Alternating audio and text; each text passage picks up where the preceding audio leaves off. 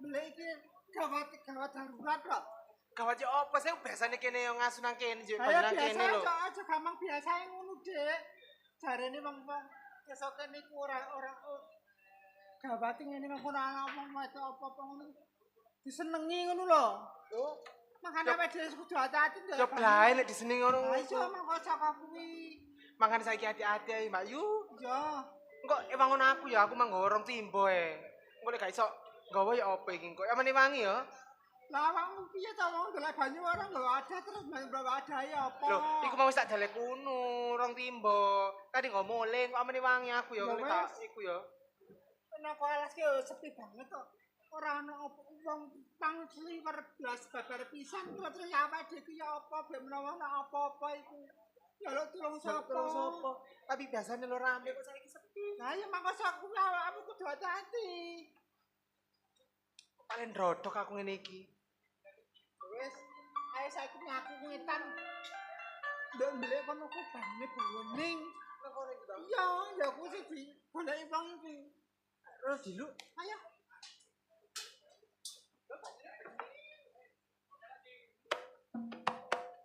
Mbak Yu, sapa Mbak Yu? Hei. Lapo kono kene? Hei, Kula niku pun penggaweane kula golek banyu nang belik mriku lho. Terus banjur sampeyan niku sinten? golek banyu. Ya to mau penggawe aku kok sok. Aja enak-enak awakmu golek banyu. Kono iku bahaya. Aku ngerteni bahaya aku mangko saka kuwi. Adekku tak kandhani iki mau lagi tak kandhani. Melo aku ae sing enak. Mek nandi. Lho, tak engko tak kandhani.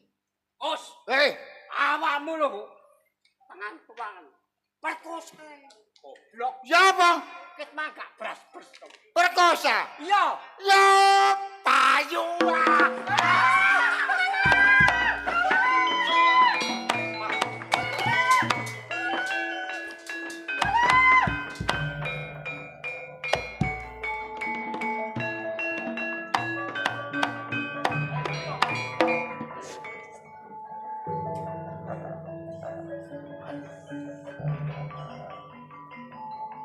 Sopo? Kok sugih kendel awakmu nulungi arek itu? Kaya sampean kaya cik wanini karo arek wedok-wedok tok. Awakmu aja melok celeng boloten kanggone aku. Sampean ngomong kaya ngono. Mbok ya dipikir dhisik. Apa? Apa ya iso cah wadon ngalano sampean? Elelan api apa jari aku arek wedok iku? Ya gak iso kaya ngono. Kok gak iso apa? Awakmu aja melok-melok minggir. Ora bakal aku minggir. Nek gak kena tak elingno, tak tugel gulumu. Monggo. Wani karo aku. Lapo gak wani.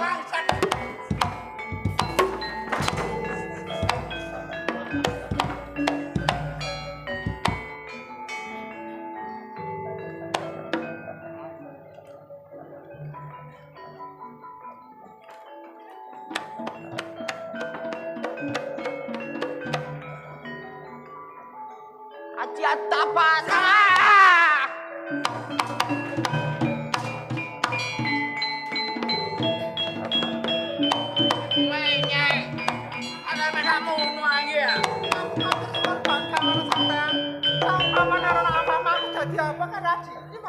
Iya Mbak Yu. Engko tengahane wong loro gak ono kewangi. Mamula lah mamula Mbak Yu. Ning belik kene iki awakmu wong loro tok Mbak Yu. Ya, Ya hati-hati mbok ya wong akeh. aku ora kurang hati-hati lho. Bosok aku ati diperkosa terus aku ya wedi to apa aku ya. Bawa banyu-banyuku sampe aku tak kaya ngono lho. Lah ya mangkane untung ana aku ning kene. Iso nulungi sampean Mbak Yu. Selamat. Wis, Sampun iki. wis Cak. Iki gawan rono Kotak Cak. langsung nggih. Iya, tenan mulai Cak. Jangan ya aku gak hati. Kotaken nggih. Matur suwun. Muaten kok. Hati-hati Cak. Mamula lak mamula. Ning belik kene iki akeh bebaya. wong wadon. Kaya gak mikir sampe samunune.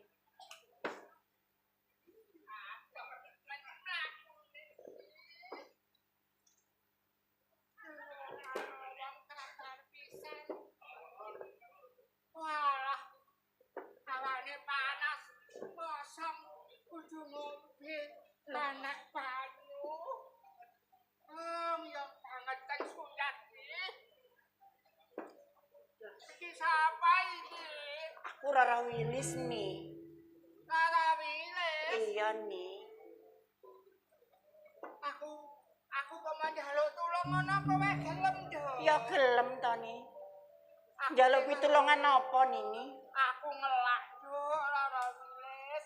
Pirang-pirang dino aku ngelak tenan. Anake bayu nang telaga kae aku gak iso juko. Walah. Ya wis nginteneno ning kene nih. Tak jupukno nih. Kok jukono, Dok? Iya, Nih. Tak cari nang kene ya, Dok. Iya nih, enteneno dhisik nih.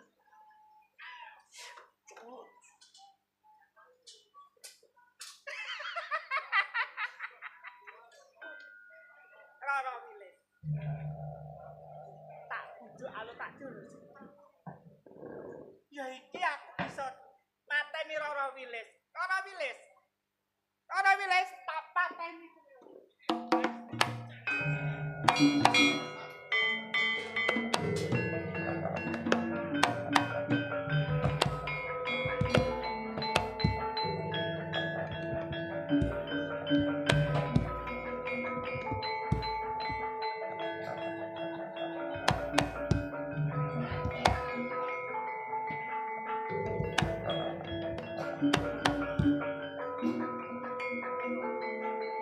Mati Rara Wilis.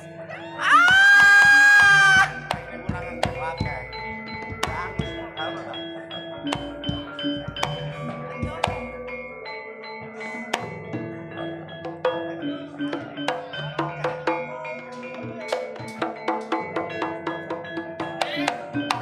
Yo nang ndire ning Wilis iki rek.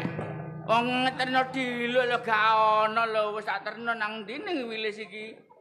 Ning, sampe ngene pundi Ning? Kelompok masuk mriki.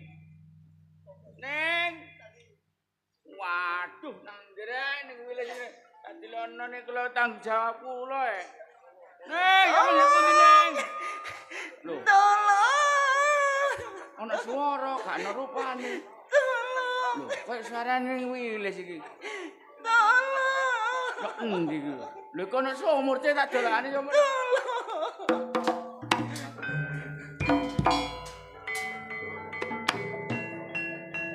Iki kaya esuk.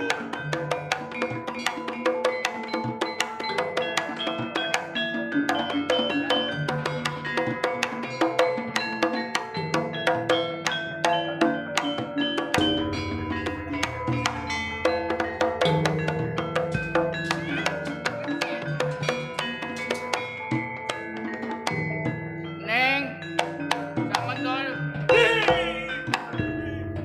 Lapo awakmu kok wedi ambek aku sih? Loh. Awakmu iku lho gendruwo sapa gendruwo? Loh. Cak cemet. Rene met.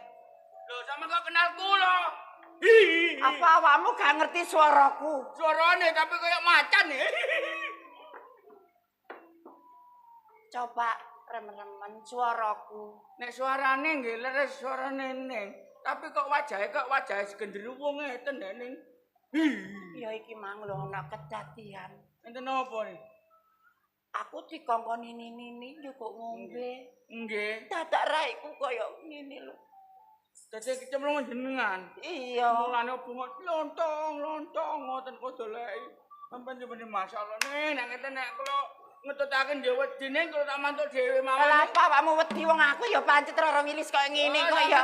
Gak ngandel tak kono wong-wong lho. Masalah. Lah apa awakmu kok kaya ngono iku lho. Nah, mboten percaya kepinter marah apa aja sampean. Niku nang banyu sampe ngilo. Lho. Lah! Men! Aku kok kaya ngene, men. Ning. sewu nggih. Kula kok wedhi tambah mboten enak. Sak sampun sampeyan ketemu ngene wajah ngeten apa jeneng asline ning. Sampun ceritani ngono lho ning. Iki mang aku mari nulungi nini. Nggih, terus ngoten-ngoten. Adek njaluk ngombe met iki mang. Ngoten-ngoten ya Tak jupuno. Nggih. Lah iki mang aku dijungkrakno. Jungkrakaken lho. Iya, Met. Kurang ajar. Ngoten kok. Patung sampean wau ditolong wau berupa ngeten wajahe. Waduh nenek ngeten nggih ya napa ning kedadian iki kula laporan teng lho ya napa rek rapun kene terus kok tak mantuk dhisik mawon nggih. Aja, ayo wong loro ae Ngoten, kabeh. ditanggung mawon nggih. Iya nang alas Nggih. jeranu kuno lho. Ngoten ah. Iya. Nggih monggo ning kula dherekaken ning.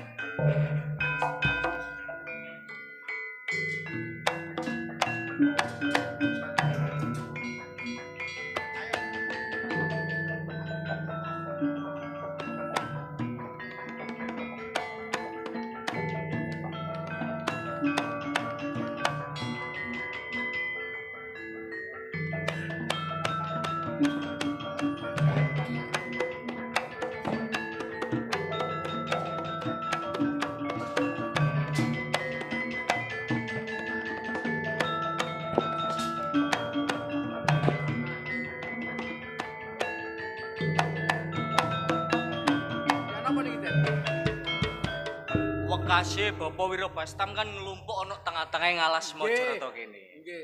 Ning nyatane iki gurung ana sing nglumpuk. Mboten enten sing nglumpuk sak tunggal-tunggal mboten enten Lho lah iya. Ya awak dhewe ngugemi apa omonge bapak ae. Aja sampe awak dhewe gak ngugemi. Engko nek awak dhewe ana apa-apa. Ya. Sing baku pokoke kula pun dugi kali jenengan pun dugi mriki. Iya, bener. Ayo diranti ana tengah alas Mojokerto kene. Surya wis sumurup ana katon peteng. Iya. Awak dhewe babar pisan gak nemokno. Ya opo iki kira-kira Cak Sul? Kamangka sakniki nupun rada dalu lho. Ngantos sak menten kok derenge Lah iya, ya opo nasibe bapa nek gak iso nemokno tumbak Kiai Gobang Cak Sul? Lah niku. Lho, Kan Joko welas. Lho kok tepak kali jenengan. Are iki lho gare danyane iki nemen. sik Cak Sul.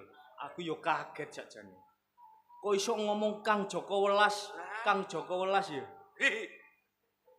Sampean kok koyo ngono sih Kang ambek aku Kang. Lho. Apa ya gak Sampeyan niku gak sing ngeri suaraku? Awakmu iki sapa? Nyuwuk aku Kang Joko Welas, Kang Joko Welas. Kan ngono kula, kula sapa kula iki? Kok diwasni apa lho iki lho. lho awakmu aku ero, awakmu Awakmu ero aku. Berarti wau kula ngetur sapa? Ayo ngetur sapa? Wis Met. Mos Aku iki sing roro kuwi. Wis Cak Sul. kula nggih mboten percaya kok. Aku Roro Wilis adimu Kang.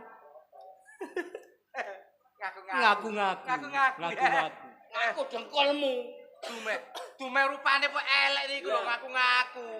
Ki sana adikku sing jenenge Roro Wilis iku rupane ayu. Gak rupa blorek kaya kon ngene iki. Ah, sampeyan niku. Sampeyan niku gak ngandel iki lho, aja dong. Arek kene cangkrangen. Cangkrangan ya apa sampeyan kepengin kenalan ngomong wae. Nek sampean gak percaya Kang karo adikmu iki apa sing karepmu? Ya isin aku duwe dulur kaya kon ngene iki. Wong kon iki lho rupamu gak ayu blas, adikku iku ayu. Ayo. Apa ngomong apa karo? Jong ora kandhani. Kok moro tangan, Den?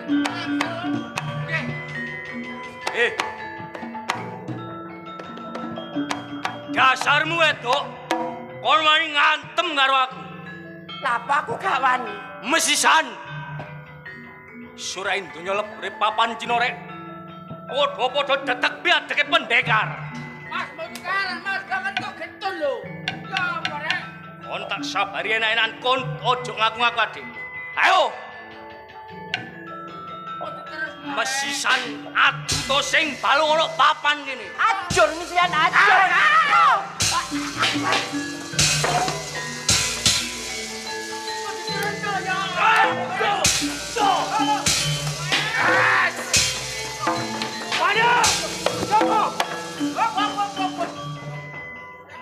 Jawab belum nih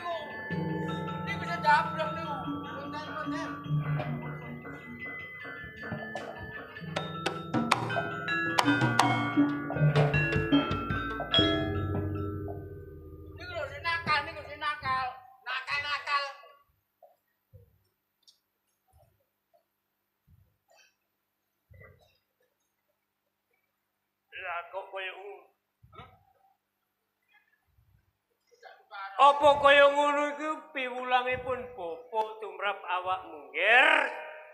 12 Roro Wilis. Jadi, Samsul. Nggih. Kok nganti anakku sakloron ndadekno dredah dadi padudon ki sebabe apa? Lah niku akon-akon niku akon-akone derek dan Joko Welas. Wis. Awakmu sing nyekseni kabeh. Nggih, iki ning kowe mbok dakoni dereke lho. Lah welek ayu.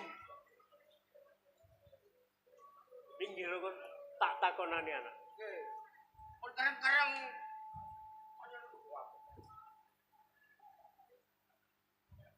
Joko Welas. Ana apa ngger kowe nganti padudon karo Wilis. Nganti maneni kakangmu kuwi kedadiane ono. Welas. Joko Welas. Wilis. Joko Welas. Wilis. Bocah didangu wong tuwa kok delok-delok kaya watu.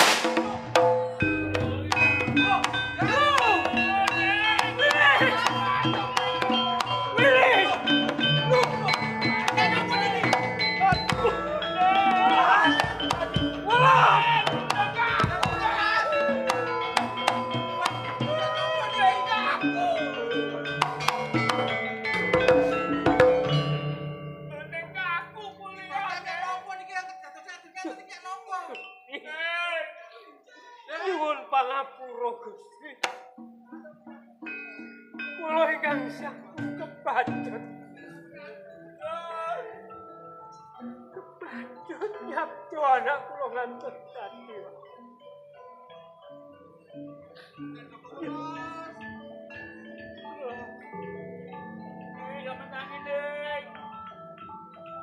Wilis. Samsul. Nggih. Minangka seksine kebacut anggotku ngeculake tembung nganti anakku dadi korban sing kaya Ngucap sing ngaten kok ki jenengan. nek ana papan kene ora. Iki mengko ngebut-ngepi dalan sing kene wong ora bisa salang liwat ana.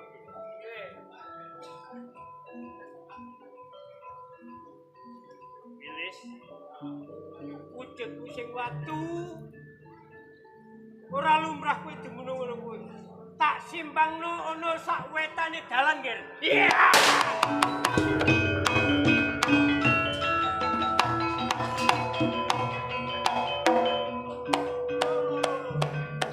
Semono. Joko Welas. Aja demono ngono kene, Ger, sing wujudmu wis dadi watu kene. Ya. Ngebek-ngebeki dalan kanggo salang liwate para menungsa sing liwat kene. Tak simpangno kowe nyimpang ngono sisih kulon dalan, Ger. Iya!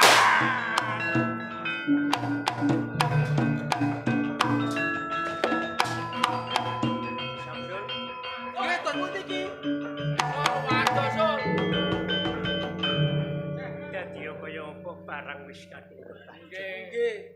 Ya seksenono ya. Ing papan kene besok yen ana rejane jaman karan ana watu sakloron nggih tak jenengake papan kene iki Watu Bloro. Ayo diterusno goleki tumbak Kyai Gobang.